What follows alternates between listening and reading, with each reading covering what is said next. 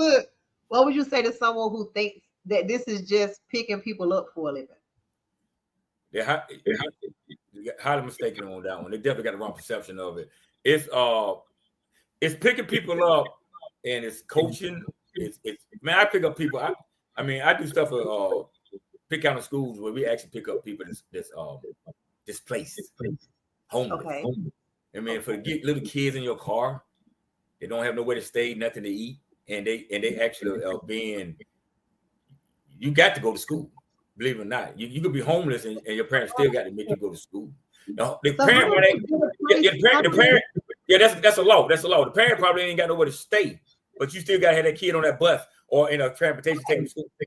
But I'm saying, what address do you use to get to be in the right district for the school if you're homeless?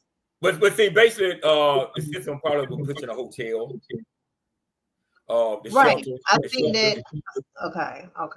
And actually, the way that it's designed, if you was going to a certain school before you were homeless, that's who you stay at.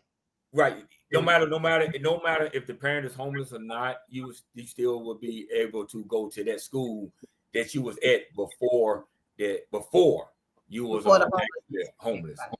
Yeah. And that's something you got to deal with. You got to deal with. I mean, you got to deal with. Like I said, I'm out of taxi business, so I ain't got to deal with the robbing and the the shooting and all of that. You know what I'm saying? So you got to really have yourself on. It's just more than just picking people up. You got to actually be sympathetic to older people. You got to be acceptable for people's problems. You can't take your problem at the house into the transportation vehicles. And some people might want to get in, might want to vent with you and tell you their problem. You might say, "Man, I don't want to hear your problem. I have a problem on."